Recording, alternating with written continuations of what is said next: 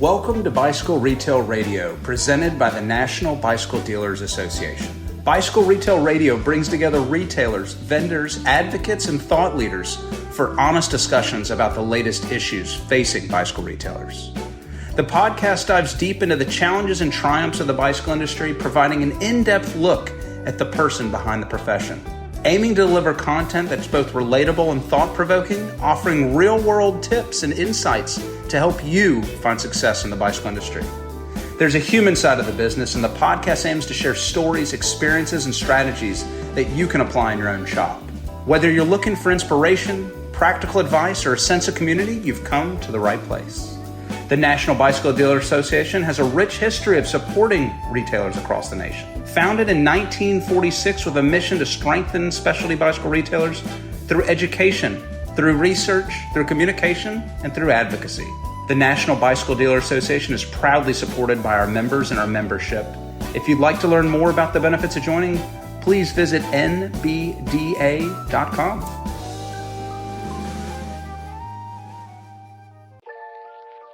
Our team is so excited for May 22nd because this day is all about helping retailers excel in the growing e-mobility market. From expert-led discussions on sales trends, cutting-edge service techniques, to reviews of essential safety protocols, E-Mobility Day is packed with everything you need to stay ahead. Whether you're a seasoned e-bike retailer or just getting started, this is an event that helps you meet the demands of today's customers. Don't miss it. E-Mobility Day at the 2025 Retailer Summit. Head to nbda.com to register.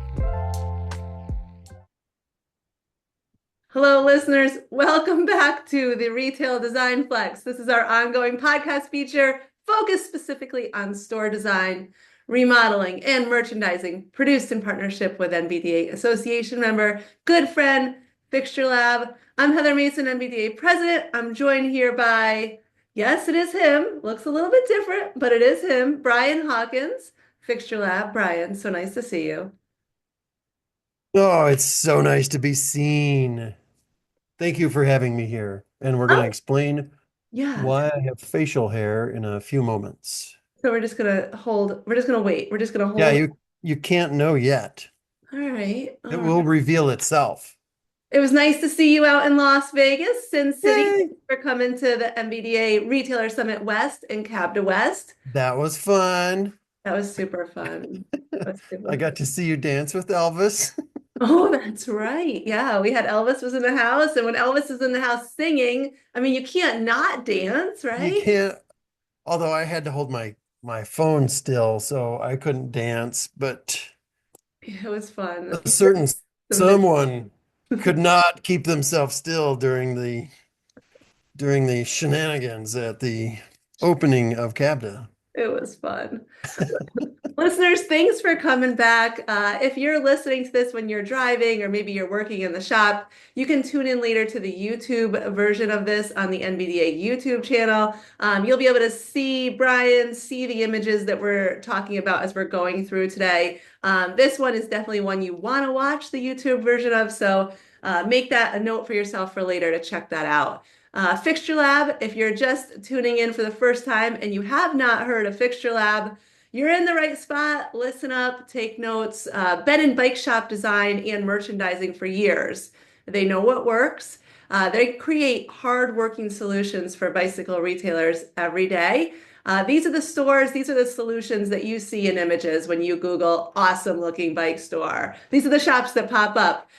They're also working in other industries such as cycling, fitness, running, fly fishing, and outdoor sports. So if you haven't heard of Fixture Lab, you need to know about them. Not only do they help with merchandising, making your store really stand out from the competition, making your store easy to shop, a place to remember. They also make a full line of retail store fixtures that help you present your product like wheels, pedals, in just amazing ways. So head over to fixturelab.com. You can learn more and see more. Yeah, Brian, we've been doing this for over a year now. This is our bi-monthly feature where we answer retailer questions, real life questions that get sent to us on air. And it's kind of fun. It's turned into quite the thing, right? right? It's turned into quite the thing. And I was going to point out that I refer people to the podcast all the time Yeah. now. Like when a question comes up, and I know we've talked about that a lot, I can just point them right at the podcast. So if you haven't investigated the previous episodes, do that because there's lots of good stuff, lots of good, juicy tidbits of information built into all the episodes.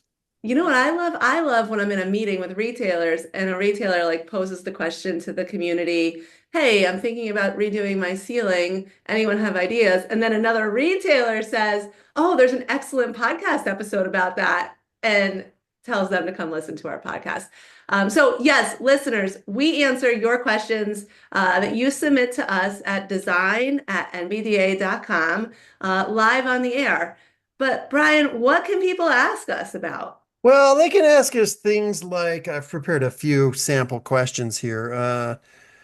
How about I just found an old jersey in my attic? Should I just staple it to the wall of my shop? Maybe, yeah. I don't know. What even is a face out? Sounds dangerous. Yeah, right. That's a fixture lingo thing right there. What can I do to create an experience that makes people want to hang out and not just grab a tube and run out the door? Lock the door? Yeah, I don't know. These Lock are the great door, right? questions. Remove the exit signs, perhaps. Yeah. I don't know. But those kind of things we can answer for sure. The thing I wouldn't do is write in with a question like, "What should my store look like?" No, Because I mean, it's just too big of a topic. It'd too be big. like asking, "What color should I paint my house?" Like, there's a lot of things that go into that. So we can't answer a huge question like that in an episode like this. But an episode like today is going to help get you rolling so that you can start to make decisions on that front. And it is important. This is important stuff, and we are here to help you. So if you have questions, you can send your question, or you can send us a photo, or a question, or a combination of question, photo, and video, whatever works for you. Design@nbda.com, and Brian and I will reach out to you, and we'll go from there. Right? Yeah, Easy. baby. Easy, easy, easy. So what I was thinking we would do today, because we had some questions, but we kind of already answered those people directly back. We just like did that. I thought, well, I gotta be honest, when we were in Vegas after Dancing with Elvis, I was watching your presentation that you were giving, and I was like, this is such a great presentation. I don't think we should like keep this in the box of Vegas. Like we should share this with the world. So why not share your Right. presentation, making your store speak your brand language today? How about Yeah, that? and I know that you were paying attention so closely that what I'm prepared to do is just turn it over to you.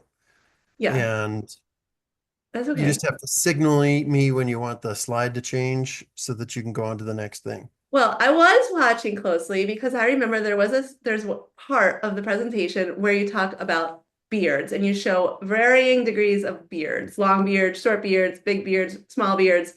And that might have something to do with the facial hair that we're seeing today. It may have something to do with it. You never know. You never know. But seriously, there was a great presentation, so I thought we could jump into it. But Brian, before we go on, pause. What Oh, about sure. Corey? What about for our listeners who are wondering the status of Corey? The last time we did, maybe it was a couple episodes ago, we talked about Corey maybe looking to move to his location. There was like that entryway with the stairs right there to the right. Remember that? Can you update us? Well, as you well recall, the core issue in the beginning of Corey's store design process was the way that the basement and the upstairs fit Hmm. because there was an uncomfortable stairway at the front of his space, and to move the stairway, we had to understand how it connected to the basement. Now we've got all that information. We think we figured out the location for that stairway. So now, honestly, the design process on the first floor above the basement is starting in earnest. So it's Oh, starting to get exciting now. awesome. So maybe we'll have more to share in the future on that. We'll definitely have more to share. I like it. I like it. So, Brian, I wanted to bring this topic, this CABDA, presentation forward, because as of late in our P2 meetings, I'm asking retailers to dial in why people should do business with them. Like what makes their store unique? What is their brand story? Yep. But how do we, once we figure that out, how do we bring that to life through design? That's what I'd like to communicate today to our listeners. So making a memorable impression, creating a retail space that does build customer loyalty and leaves that impression. So hopefully you can give us some tips to stand out in a competitive market. I can. We don't have 1,000 hours, so we can't go into it, like in complete detail. But this is going to be definitely a good starting point for sure. You ready for the Ready? spoiler? Yeah. Here comes the spoiler alert. Here's what we're talking about. Know your brand, document your brand, know how your customers fit into your brand, find inspiration, create palettes, stick to it. Consistency is king. Take a step back and look at your store with a critical eye. Yeah. These are the things we're going to talk about. And I swear, if you do these things, your store is going to start expressing the brand that you want it to. Right? Yes. All right. So close your eyes, Heather. If you're out there listening to this and you're driving, close your eyes. Not NBDA approved. What we're trying to do with our brand and with our store is making an emotional connection, because the buying process is an emotionally driven process, right? And we've all walked into a shop or a store someplace, and you walk in and you're like, oh my God, these people get me, or that looks so exciting, or I can't wait to try something, or whatever that emotion is. It's that juicy stuff that we're looking to get to. We're not looking for well, we are looking for transactions for sure, but those transactions are easier and more of them when you have an emotional connection with people coming into the store, right? That's right. So I'm going to start off with a myth, and that is that you get to choose if your store has a brand.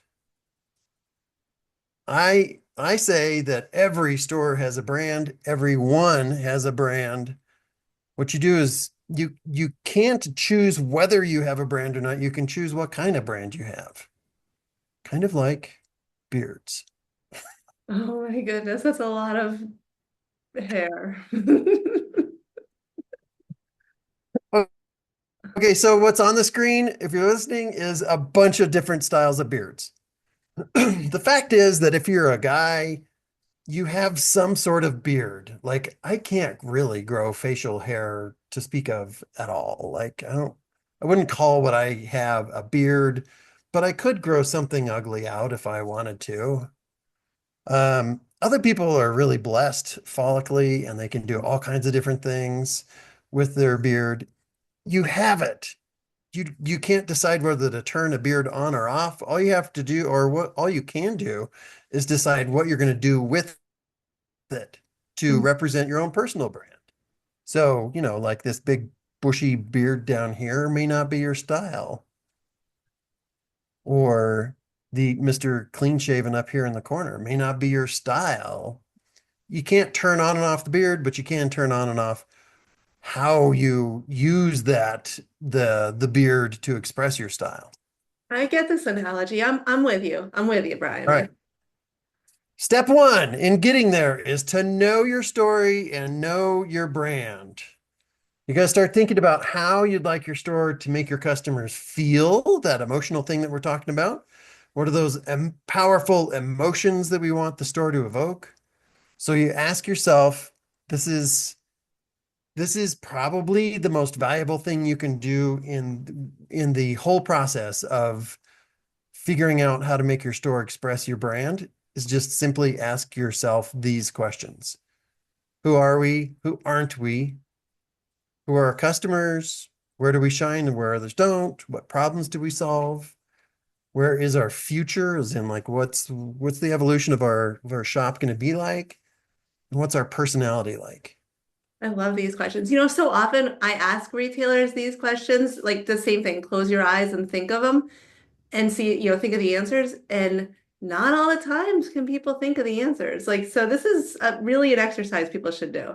It is really, it's kind of, it can be hard work to think about these things when it's your own business. Sometimes that's hard work, but it can be fun too. And it's just really, really, really fruitful to start answering these questions, writing things down so that you can repeat to someone what it's all about, so that you can take the next steps that we're going to be talking about in here right now. Oh, All right. So, Heather, we're going to look at a few different types of stores. yeah. Keep those questions that I just showed you in mind. Okay. As we're looking at this store, and I don't think this store is even open anymore. And by the way, I didn't design all of these stores. I'm just pulling them up as examples of different kinds of stores, different kinds of emotional connections. What kind of things, like if you were listening in their boardroom when they were thinking about their own brand, what came up as you're looking at this picture? Oh God, it's like we sell the sex appeal of a high-end road bike. We want people to envision themselves on the most beautiful object that can be found on two wheels, type of thing. Amen. And we're going to treat the bike as art. Yeah. It's going to be beautiful and drool worthy, right? Hmm. A shop like this one. This is if you're not able to see it, it's a much larger store. It's got all kinds of different bikes in it, lots of different kinds of accessories. Yeah, I would say like their goal was to communicate that we cater to every single rider. Life is great on a bike. We sell happiness, stuff like that. Right. Okay, so think about this. If you were sitting in the boardroom and you were saying the things that you just said, you couldn't end up with this store, really. Oh, correct. Yeah, that's too, it's Right? sterile. I Yeah. mean, okay, I just switched slides. If you're not looking at it, I switched it back to the first slide. The two just don't match. And if you have a clearly defined brand in your own head or written down, it's going to be a ton easier to express that brand when it comes time to do it in the store. Okay, so what is this one? This is a pickup truck bed that's built into the store with mountain bikes on it.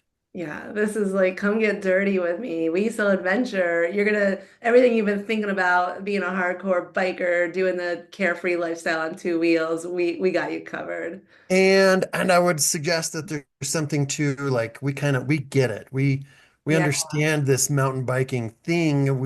we're your bro.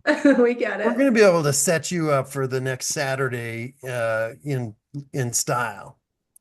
What's this one say? This is a shop that the front half is a bar where you can get a drink and hang out. Yeah, I mean, I think this is like promoting we're your lifestyle, we're your culture. This is a place where we want to be not only the person who sells you bikes, but the place you come to talk about bikes, plan your next adventure.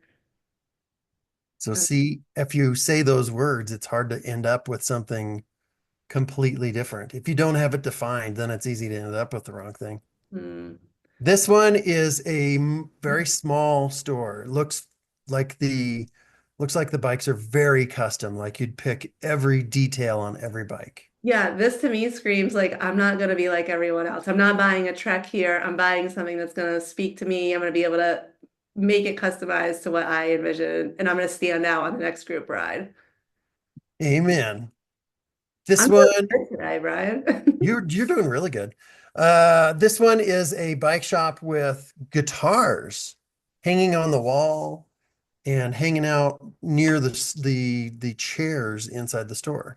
This is interesting. And there's art on the wall. Uh-huh. Yeah, I think this communicates like, I don't know, bikes are part of a lifestyle. Yeah, I would say that. We're part. I think maybe it says we understand that bikes fit into your own personal lifestyle, and that includes lots of different things. Yeah. All And I right. think that feels like a warm embrace to people who have lots of different things that they're passionate about. Hmm. All right. This is a cluttered messy looking, old-fashioned repair department facing kind of bike shop. Yeah.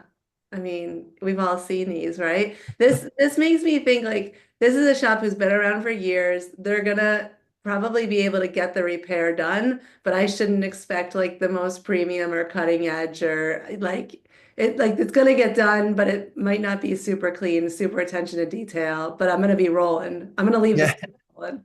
This is one of those ones where you might talk to the owner of this store and he might say, I'm not really trying to express a brand here. I'm just repairing bikes. Hmm. But see, that's the whole beard thing. Like, this is a brand. They are saying something by the way that this looks. And it might actually work for some people if you want that, if you want to have that kind of business. It's just it's a brand statement, even if it's not a great brand statement. Um, the next step is documenting your brand. So you want to get some basic parameters in place so that you can refer back to it as you have to make hard decisions down the road. So you want to gather up things like approved logo files, brand standards document. I'm going to show you one in a second. Vision, mission, core values, that kind of stuff, visual inspiration, mood boards, that kind of stuff. Nice. Bike Mart is kind enough to let me share something that we helped them with. And this is a really straightforward, really simple brand standards document. This is something that almost no store that we start to work with has, but it's really, really valuable because you're going to be designing the store. You're also going to be doing advertising, social media. You're going to be sponsoring events. You're going to be doing all kinds of different things in the community. And you consistency is king. So you want them all to express your brand the same way, which means consistency in just the simple way that your brand is represented with logos, taglines, that kind of stuff. So very quickly inside this document, and it is honestly, it's like a PowerPoint document, and that's all the more complicated it is. This shows the acceptable full logo options. This page shows acceptable emblem only options. This shows the colors that the brand uses, the clear space that we recommend around the logo so people aren't making the mistake of cramming in too close to things. Here's some examples of things that you shouldn't do with their logo that people might do if you didn't direct them away from it. Here are the fonts that we're going to use in relation to our logo. Here's the way that the tagline is going to look. Here's more details on how the tagline is going to look when it's broken into 2 lines versus 1 line. This talks about the slant that we would prefer the tagline to have. Wow. This shows what not to do with the tagline. And then this is when you have to combine the tagline and the logo, lockup. That's what designers call this, Lockup. a lockup. And then there's things like if there's a team Bike Mart logo someplace, this is the way it's going to look. If there's a business card, this is the way it's going to look. And then at the end of the document is resource. And I usually create an online folder of all of these things, all these files that people need to use so that they can just click on this thing and go to those files. Wow. So Brian, is this something that you do with the clients that you work with? Yeah. Wow. You're so Um, talented. You got so many different things you do. oh, stop. Go on. Stop. You- No, it's just super helpful because we're going to use their logo a million times in the different things that we do over the course of our relationship. And we want it to be consistent. We want it to be exactly the same as what they're doing in the store. So we build this stuff and it becomes a really, really great ongoing resource. Okay, further talking about documenting the brand. Here's something simple and kind of fun that you can do. You can build a word cloud. Heather, do you know how to build a word cloud? You put a bunch of words in the sky. No. Okay, tell me. You gather words. You have lots of different people, as many as you can, describe the shop using descriptive words like community, social, approachable, optimistic, not just a bike store, the ones that you see on the screen here. gather up all of the words that everybody uses and then build it into a word cloud. And there's software online. I think Wordle is the one that I used for this one. And you just simply put the text file in there and it creates a cloud. The bigger the word, the more times it was mentioned. So for this store, if this is not Bike Mart, I'm moving into other stores and stuff like that here. But this store, just by looking at that cloud, at the word cloud, you can get a sense of what they're all about, I what love makes it. them tick. And you could put that up. You could literally put that in the store if you wanted to, but you could kind of hold it next to the design of your store and say, does this word cloud represent what I'm doing design wise? And that helps you. Uh, Outline your vision and your mission for the company, for the brand. I'm not going to read these things, but do that because it sheds light on what your store needs to be. Outline your core values. This particular store had 8 core values. If you have 3 core values, all the better. Even easier, more, more targeted, and you can hit those core values in the design of the store. Hmm. Here's another thing that we've done in the past, where we will ask them for examples of when brand X, when store X is doing its best stuff, what's going on?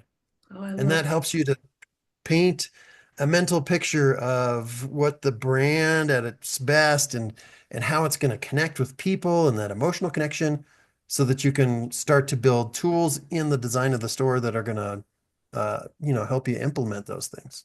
this is a great brainstorm session. Everyone should go through this. I love it. Think about stores or brands that you'd like to be like, not to copy, but to just emulate somehow. So this particular brand store that we're looking at here said that they'd like to make visiting their store a real experience like these great retailers. And the examples they gave were REI, a Nike store, Whole Foods, and Trader Joe's. Obviously, there's not much in common between, say, Trader Joe's and the bike shop, except we're trying to make it a real experience for people in some way like that. And just we're just trying to paint a picture here that helps you to start to paint a store literally and make something that resonates. Another very similar question. We'd like the retail store to be a gathering or to have gathering in community like REI or like Lululemon or Patagonia. Gives you a sense of what's going to make the store tick, what it needs to look like to accommodate that. That's all going to be super duper valuable. Oh, this is so important. All right, know your customers. The better we understand them, the better we're going to understand how your store and your brand fits into their life. So the example that I'm showing on the screen has a bunch of pictures of People. different kinds of riders, and these are actual customers from their store. That's so great. So this is really helpful, by the way, to put actual pictures of your customers because people inside your shop, like the employees in the store, they recognize these people. So they know the people that we're talking about now. And we broke it down into lots of different kinds of customers in this store, like Commuter Joe, Fitness Roadie Rick, Just for Fun Jenny, Group Ride Kate. We gave them personalities like this. This is Outdoor Dan or Donna. And there's bullet points of things that kind of define this person in terms of how they relate to our store and to cycling. Again, with more pictures. And then you ask yourself, what does Dan or Donna need from this store or our brand? What aspects of our brand need to come out loud and clear to Dan or Donna? If Dan, like if we're designing for Dan or Donna, that one white looking, artsy looking road bike store may not be the one, right? The Yeah. better you understand who's coming into the store and what they need, the more accurately you're going to be able to express it. So Group Ride Kate, same kind of thing. There's bullets about who this is. She just loves riding in groups. She loves hanging out with girlfriends. She's just all about, Super you know, cool. riding with purpose out there. So we ask ourselves, what aspects of our brand need to come out in the store for Kate? How do we do that? What's that look like? What would make Kate walk into your store and say, "Oh my God, they totally get me," even in a small way, but that's important stuff. All right. Next step, gather inspiration before you start swinging hammers. It's super helpful to figure out those notes that you want to hit when you start designing the store. And there's some great ways to do it. Like Pinterest is an awesome way to do it. And I'm going to flip through 3 different ones here. Wow. These are all actual Pinterest boards from projects we've worked on. And you can tell, even if you're not digging into specific images for specific design details, just by looking at these, you get 3 very different looking stores, right? Totally. And the reference doesn't have to be a store. Like we're looking at a bedroom in this image up here, and maybe I don't know, dining room there, or a den, or So a meeting room. just to get some, like, it doesn't have to be a retail store. It could be No, anything just to give you some ideas. Yeah. but you do get a flavor for what this store is going to be like. This one's got all kinds of rainbow colors, very fun, and you can imagine the type of customer that would resonate or that would respond to this look of a store. Hmm. So if you're describing your customer, sounds like they would like something like that, then start gathering samples that look like this. And before you know it, it starts to, build on itself, and you start to get ideas for, oh yeah, that'd be cool to do a big mural that's really brightly colored, that's really fun and kind of irreverent or something. Or maybe we're going to paint some furniture a really funky color to make it stand out. Or we're going to display bikes in a brand new way that's super inventive. I Or like maybe it's just a more aesthetically appealing, it's like a more mature kind of a look, feels designy, kind of feels like high end. Just doing something like a Pinterest board, gathering things you can let other people add to it if you want to, or keep it secret if you want to, whatever. But as long as you do that, it's gonna really start to help to develop what it's gonna look like. it. Now we're gonna create a palette, literally. Yeah, yeah. Um, Defining the way that your brand is going to look with a color palette is super helpful too. So since we looked at the Bike Mart example earlier, I'm going to show you a Bike Mart color palette example. This is especially useful if you have more than one store, more than one location, because now location number 2, you don't have to reinvent the wheel. Right. As long as you want the brand to be the same between those 2 stores, you don't have to reinvent the wheel. You just have to figure out how you're going to implement the brand in both locations for them to look completely consistent. And we just throw on the palettes that we do. We throw on paint colors, important textures like brick or tiles in this case. Steel is big and wood is big. And then there's the brand colors, which we know are always going to be present in the store. And then this is what that color palette looks like when you apply it to a real store. So you can sense, you can feel that palette being expressed here. 100%. I mean, it's everywhere. It makes for a very, like, you feel comfortable in the store almost because it's not like a mixture of crazy things. I don't know. It just feels very comforting to be in there. And by the way, these aren't the same store. Oh, really? Yeah. Wow. There's a couple, 3 different stores in these pictures, Love it. but it's consistent. So it feels like the same brand, which is awesome. Here's another one.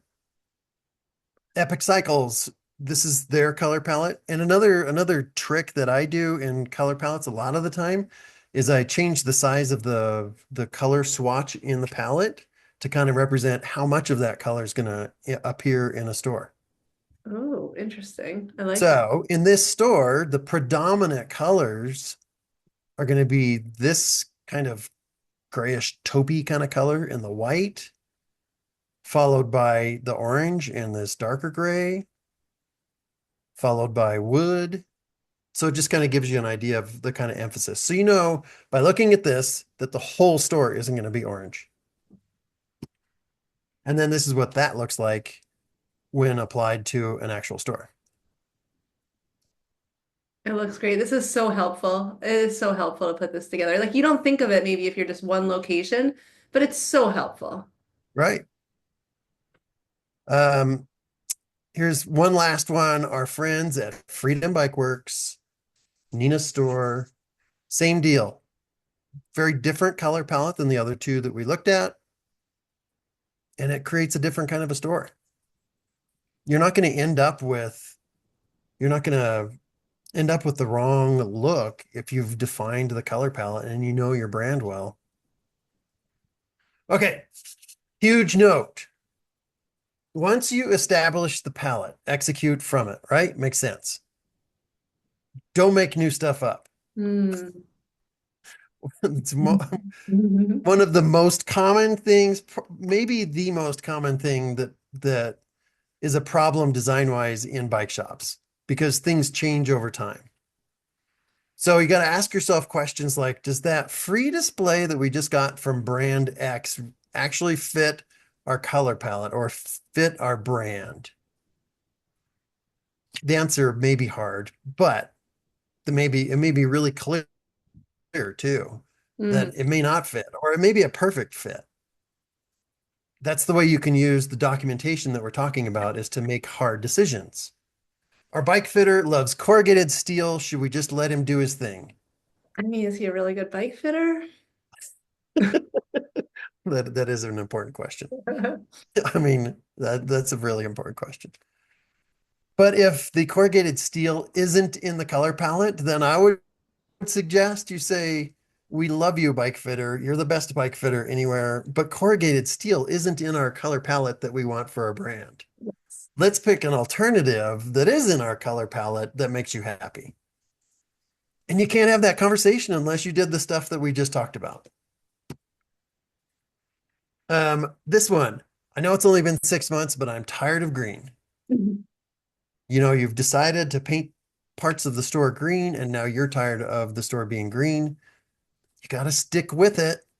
You're going to get tired of colors, things going on in your store way, way, way, way faster than your customers are because you see it so much more. Mm-hmm. So you just need to be able to stick with it. Consistency is going to help you over the course of time. Well, I shouldn't say every. So many stores out there have problems with, they've been around for 20 years, and every 3 years, someone makes a big change. So over the course of 20 years, that's lots of big changes that are all in the same direction, and the store starts to look lost, and it doesn't express anything specific. One of the last points here is make your story, make your store tell your story literally. These are examples from Alchemy's retail location. It's not around now, but Alchemy's around, but the retail location isn't. But that's a great example of the store speaking their brand literally. There's headlines on the wall that look just like the headlines from advertising or for social media. The bike's displayed very similar to the way it might appear in a catalog. You know, there's literally art on the wall that looks like you've pulled a page out of a catalog or a website.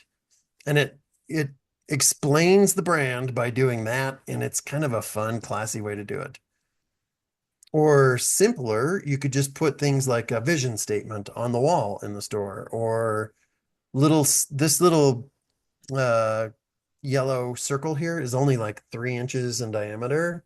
We did a whole bunch of little did you know kind of facts about the store that we sprinkled around in the merchandising throughout the whole store. I like It's that. kind of a fun thing. Oh yeah. Put your promise on the wall.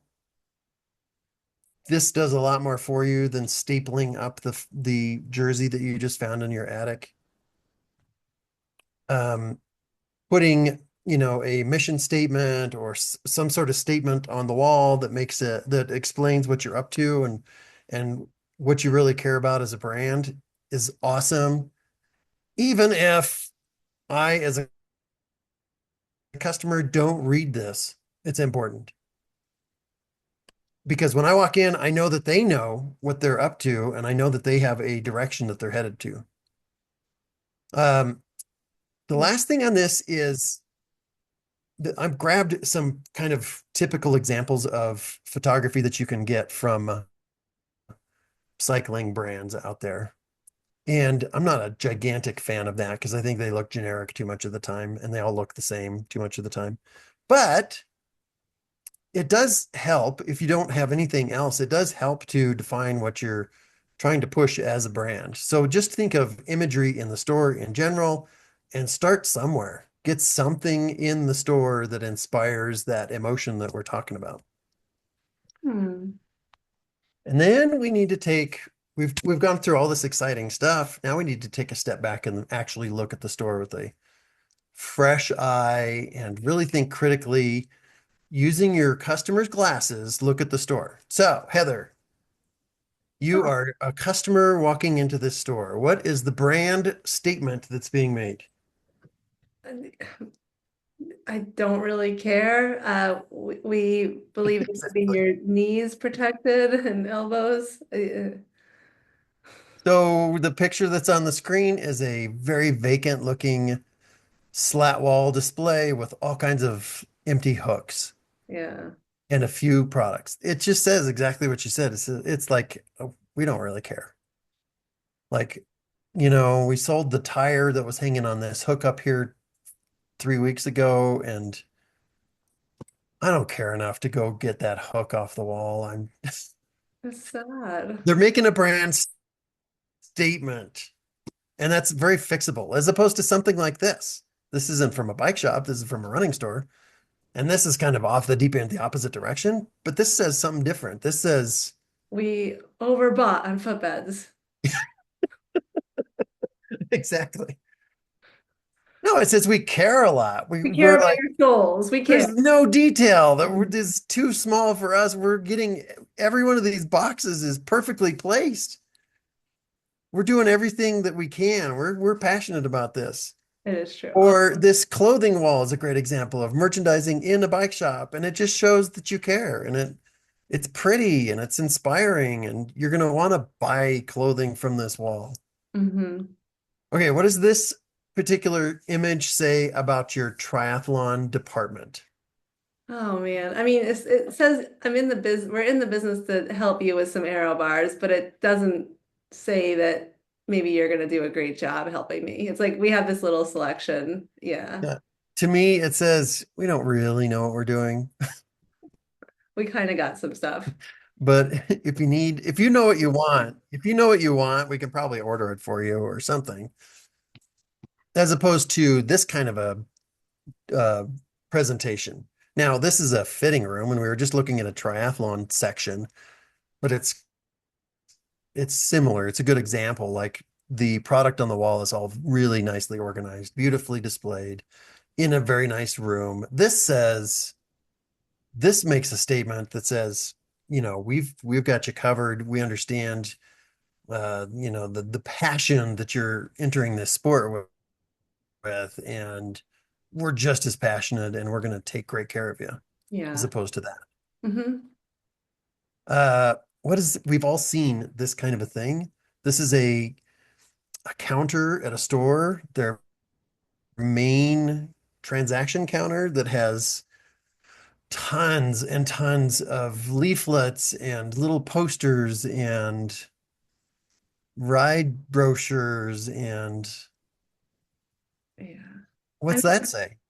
mean, You, I think what they're shooting for is to say that they care about the community, yeah.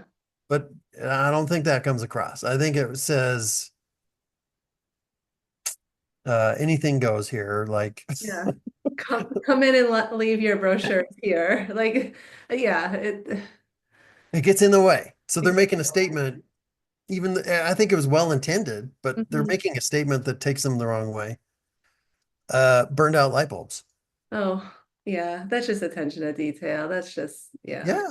But if you don't get this right, is your, I don't know, are your brakes going to be adjusted perfectly when you pick up your bike? Or are your, I don't know.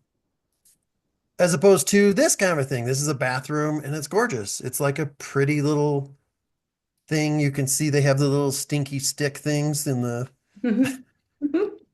Love those stinky sticks. I don't, what do they call those? It's a Uh, perfumed, sticks. well, it's a stick thing. And that says we care about every detail. We don't care about any detail in this one. This says exactly the opposite. What does this Hey thing say? now, hey, that's not appropriate for our listeners. Well, hello, I've got news for you. Yes, it's not appropriate for your customers every day. Um, that's a brand statement. This is a big part of making your store tell your brand story. Okay, here's the last example. What do you think when you see this? I I'm think not giving you any clues because I no, want you to get it I right. I think the intention was good, but the execution was poor. Oh, that's really, really good. As opposed to this one. Yeah, These are two wood walls, two different stores, both with bikes on the wall.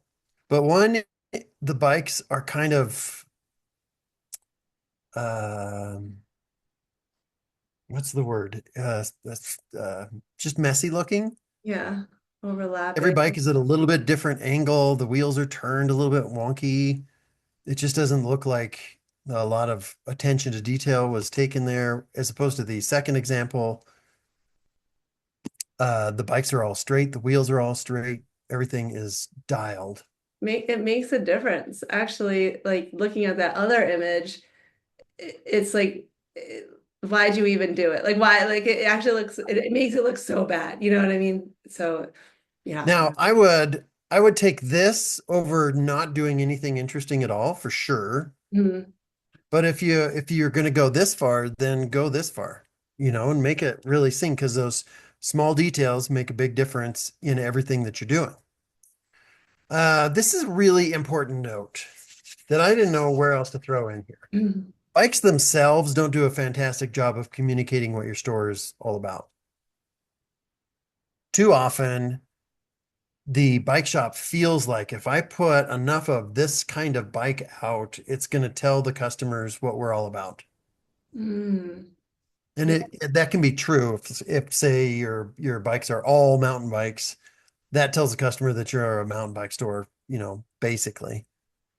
But beyond that kind of big swing, it's not really saying too terribly much. The bike itself, because you've got a variety of bikes and other stores, the next store down the line has a similar variety of bikes, even if they're a little bit different to you. To the customer, most of them are very similar. So don't rely on the bikes themselves to tell your brand story. Do the other things that we're talking about here and support it with the awesome bikes that you have on display, Yeah. You are the brand. The retailer is the brand. Yeah. Oh, look at this right? review. Yep. Here's our review. Know your brand, document your brand, know your customer, find inspiration, create palettes, stick to the palettes, stick to your inspiration, take a step back and look at your store with a critical eye. I love it. There's some great information in this today, Brian. I hope so. Were there some great questions at the Capta show when you gave the presentation? Or did you talk to some retailers who were like, yeah, I get it. I get what you're saying. Yeah, absolutely. One, I mean, we didn't have a lot of time for questions and answers, but there was one that I remember a woman, and I don't know what store she was from. She said, "What do I do? Because my store is known for downhill racing, and I hate downhill racing." She's like, "It's just not me. Like that's not my style. I'd love it to be more of a family shop. So what do I do?" Oh, It's a yeah, tough one. that is a tough one. It's a tough one. I said, "Does the downhill racing pay the bills?" Because I think I could learn to love it. Know your customers too, like know what your customers are looking for. Yeah. Yep. Well, And Brian, maybe there's a super creative solution where you juxtapose a downhill thing with a family thing and you kind of play the two off of each other somehow. I don't know. oh, I like that. Yeah. Yeah. What about if some of our I listeners, left my eyebrows on. I was gonna I tell thought I you looked kind later. of I was goofy. just gonna tell you I'm so later. sorry. What if some of our listeners want to reach out about getting, like the brand book, getting that logo book, getting their color palette? Like, what if they want some help with that? Is that something that they could reach out Yeah, and talk to you about and learn how you could maybe assist them through? absolutely. Email me, Brian@fixturelab.com, or you can go to our website. You can sign up on the website, and that'll kind of get you in for anything that we shoot out via email or whatever. Excellent, excellent. So reminder to our listeners who hopefully aren't driving with your eyes closed. When you get to where you're going or you're done with your workday, go over to the NBDA YouTube channel. Brian showed a lot of great images. As he asked me the questions, you can be there watching and answer the questions yourself. It's a great way to learn about retail design and to think about things you could bring into your own store. If you have questions, always reach out to Brian. He's super helpful and totally fun to chat with. Brian, thank you. No, thank you. You did really good today, by the way. I would give you a very high grade, something like a B plus. Oh, B plus. Thank you. Thank you so much. I thought I was like getting like really close to the A, but B plus is there. We Yeah, gotta keep you striving somehow. I If we appreciate give you A's right now, then I appreciate that. I appreciate that. Listen, listeners, thank you for listening. If you're a member, thanks for your membership. If you're not, join NBDA.com. You can join and sign up there. There's also a newsletter so you can stay in tune to what we're doing. And if you want Brian and I to answer any questions you have, give us specific questions, send us specific photos, design@NBDA.com. Brian, thanks so much. thank you. See you later. Bye. Hey, mobile retailers, we have an exclusive offer just for you. Join the NBDA today for only $145 a year. That's a $50 savings on your mobile retailer membership with code BRR50. As a member, you'll unlock incredible benefits like exclusive education through webinars and on-demand learning, networking through monthly virtual events connecting mobile retailers across North America, business tools including templates, consulting, and resources, financial support through discounts and financing programs, and affordable health insurance options for your team. Let us help your business thrive this year and beyond. Use code BRR50 at checkout to save $50 on your annual membership today. Code is valid for any new member on an annual membership. Thank you for tuning into Bicycle Retail Radio, presented by the National Bicycle Dealers Association. We hope you enjoyed today's episode, and if you did, please like, subscribe, or leave us a review. Sharing this podcast with your friends helps us reach more listeners and continue to bring you the best content. Remember, we host 2 shows per week with ever-changing guests and fresh content to keep you both informed and inspired. The National Bicycle Dealer Association is committed to providing valuable events, webinars, and opportunities for industry education and connection. Stay up to date by visiting nbda.com to see our event calendar. Special thanks to Francis Abbott for the promotional graphics for today's episode. If you're interested in advertising on Bicycle Retail Radio or have a guest suggestion, visit nbda.com to learn more. Thanks again for listening, and we'll see you next time on Bicycle Retail Radio.